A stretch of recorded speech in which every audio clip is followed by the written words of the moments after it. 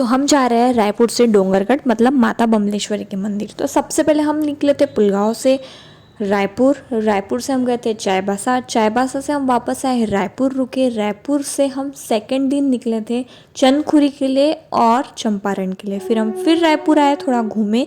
फिर next morning हम फिर से निकले। हमने राजनांदगांव का पाताल भैरव अटेंड किया एंड देन हम लोग गए डोंगरगढ़। तो डोंगरगढ़ यहाँ पे आने के बाद मुझे ना एक स्टोरी याद आती है मेरे बचपन की।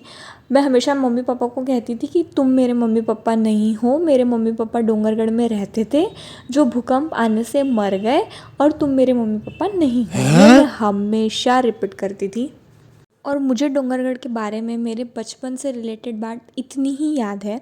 बट कुछ टाइम पहले पापा मेरे घर पे आए थे, मीन्स हमारा डोंगरगढ़ का टूर होने के बाद।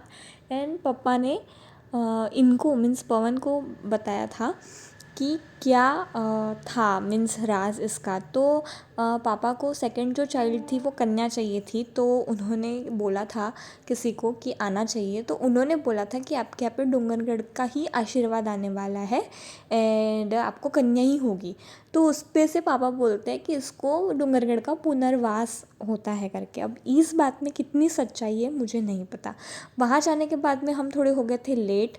तो क्या करते, क्योंकि 2:30 बजे ही सारे मंदिर खुलने वाले थे। इवन रोप वे भी 2:30 बजे ही खुलने वाला था। तब तक के हम लोगों ने क्या किया, खाना खा लिया एंड हम लोग आ गए माँ बमलेश्वरी के छोटी बहन के मंदिर में। मतलब ऐसा बोलते हैं कि ऊपर बड़ी बहन रहती है और नीचे छोटी बहन रहती है।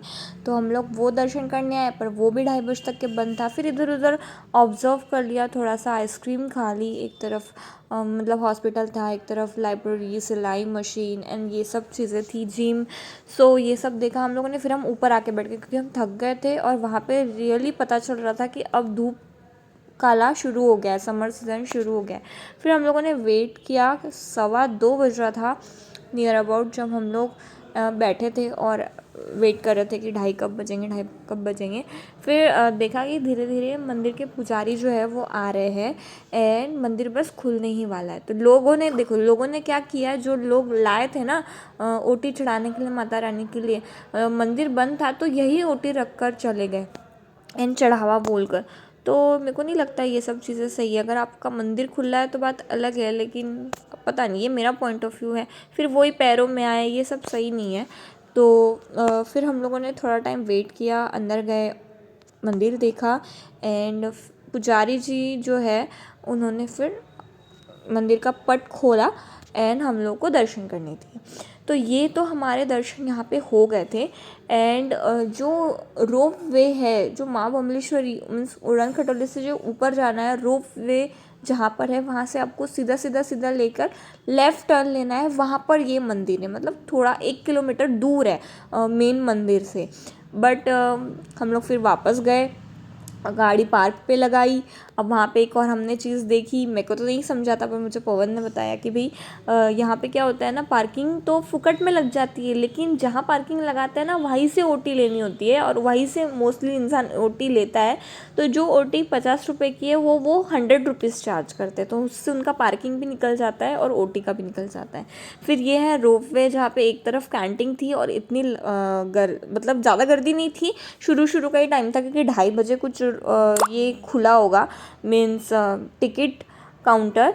एंड 3 से 6 या 7 बजे तक ही मंदिर खुला रहेगा। तो हम लोगों को 100 रुपया, मतलब एक जन का आना और जाना 100 रुपीज़ उड़न खटोले का टिकट था। तो 309 नंबर था हमारा, उसमें भी हमको वेटिंग करना होता है। जब हम लोग का नंबर आता है तो देखो धीरे धीरे ना ऊपर जाना होता है, जैसे हम लोग जा रहे हैं, और वहाँ पे भी थोड़ी वेटिंग होती है। फिर एक उड़न खटोले में 4 से 6 लोग बैठाए जाते हैं। वो कितने लोग मौजूद है और उड़न खटोले का जो भी उनका कंडीशन है वो कैसा है उस पर रहता है, बट 6 लोग एटलीस्ट उड़न खटोले में बैठाते हैं। फिर देखा कि इतनी बड़ी बड़ी मशीन्स होती है उड़न खटोला। वैसे तो हम लोग हरिद्वार ऋषिकेश गए थे तब भी हम बैठे थे, लेकिन ये बंद वाला उड़न खटोला था, हरिद्वार में खुला वाला था। सो यहाँ पे जो व्यू था वो हम लोगों ने इन्जॉय किया, मज़ा किया और देखा। बट एकदम 5 मिनट या 10 मिनट का ही रोप वे था, इससे ज़्यादा नहीं था। जब हम ऊपर पहुँचे तब वहाँ पे भी प्रीमाइसेस बड़ा ही था, मीन्स काफ़ी पायरियाँ थी। और जो लोग चल के आ रहे होंगे पता नहीं वो कितना थक गए होंगे, क्योंकि काफ़ी ऊंची पायरियाँ थी। फिर हम लोगों ने चप्पल खोल दिया अपना शूज़, एंड फिर हम लोग गए ऊपर गए। ऊपर जाने के बाद तो मुझे कुछ ऐसा याद नहीं आया कि ये मेरा पुनर्जन्म का स्थान है करके, ऐसा मेरे को बिल्कुल भी नहीं लगा, एक सेकंड के लिए भी नहीं लगा। बस हंसी आ रही थी कि सच में ऐसा कुछ होगा भी, क्योंकि मतलब कुछ याद ही नहीं आ रहा था वहाँ जाने के बाद में। बट फिर भी मीन्स डोंगरगढ़ के दर्शन हो गए हमारे, वो भी जोड़े से, ये बहुत बड़ी बात है। एंड मैंने लाइफ में डोंगरगढ़ देख लिया, ये बहुत बड़ी बात है। सो वहाँ जाने के बाद में हमने देखा कि प्रसाद मिल रहा है एक तरफ, और मंदिर का दर्शन भी फटाफट हो गए। प्रसाद हमने ले लिया। लेने के बाद में हम फ़ोटोज़ कुछ क्लिक वगैरह कर रहे थे वहाँ पर, और व्यू पूरा एंजॉय कर रहे थे, क्योंकि काफ़ी ऊपर है डोंगरगढ़ बोले तो, एंड बहुत ही सुंदर व्यू दिखता है वहाँ जाने के बाद में ऊपर। सो वो देख रहे थे एंड प्रसाद लेके नीचे उतरे, तो वहाँ ना सडनली बंदर आ गए और उन्होंने ना प्रसाद छीन लिया हमारे से। प्रसाद की वैल्यू है वहाँ पे 50 रुपीज़ एंड 100 रुपीज़, तो हमने 50 रुपीज़ वाला लिया था। लड्डू होते हैं उसमें, और वो बंदर पर्टिकुलर क्या खा रहा है उसमें से, काजू के मतलब छोटे छोटे टुकड़े थे, बस वो निकाल के वो बंदर ने खाया और पूरा लड्डू ऐसे के ऐसे ही उसने डाल दिया। तो कमाल लगी। फिर हम वापस से गए, वापस से ख़रीदे, फिर हम लोग नीचे उतरे, हम लोगों ने कार ली। कार लेने के बाद में मैंने ऑब्ज़र्व किया था छोटी माता मंदिर से आने के बाद कि यहाँ पे ना कुछ अपने को लेने लायक है, मीन्स चकला बेलन वगैरह मैंने ऑब्ज़र्व किया था। तो हम लोग वहाँ चले गए, वहाँ मैंने कुछ लिया जो कि मैं स्टाइल एंड रिव्यूज़ में आपके साथ में शेयर कर दूँगी कि मैंने वहाँ से क्या लिया। एंड हम लोग का टूर बहुत ही मस्त हुआ, पूरा रायपुर टूर ही बहुत बढ़िया हुआ। सो जब भी आप जाइएगा थोड़ा सा ब्लॉग वगैरह देख लीजिएगा, शेयर वगैरह कर लीजिएगा, लाइक वगैरह कर लीजिएगा, और हाँ सब्सक्राइब अगर आपने अभी तक नहीं किया हो तो डेफिनेटली कर लीजिएगा। अब जो वीडियो में चल रहा है मैं आपको उस हिसाब से बता रही हूँ। ये जो रास्ता आप देख रहे हो येलो कलर का शेड वगैरह, सो ये रास्ता है जो पैदल चल के आते हैं ना लोग, वो वाला रास्ता है ये वाला।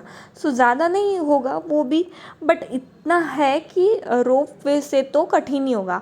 अब जो रोप वे की टिकट है ना 100 रुपीज़, उस हिसाब से तो सभी भक्त रोप वे से ही आते होंगे, लेकिन हाँ किसी की मन्नत हो या कुछ हो तो फिर वो पैदल चल के आते होंगे। तो जिस शॉप में हम गए थे ना वहाँ पे ये छोटी सी मिनी कैट मिल गई हमको ब्लैक कलर की, जो कि सबको चाटती है, सबके पास आती है, ऐसा वो वहाँ के लोग बोल रहे थे। सो बहुत ही अच्छा रहा हमारा ये टूर और हमको बहुत मज़ा आया। आई होप आपको भी मज़ा आया हो। हमारा ये रायपुर, डोंगरगढ़, चाईबासा एंड चंपारण एंड चंदखुरी का टूर देखकर पूरी सीरीज़ देखिएगा ज़रूर, आपको मज़ा आएगा। एंड अगर मज़ा आए तो do not forget to like, share and subscribe to my channel. Thank you so much for watching. मिलते हैं किसी नेक्स्ट ब्लॉग के साथ, तब तक के लिए बाय बाय।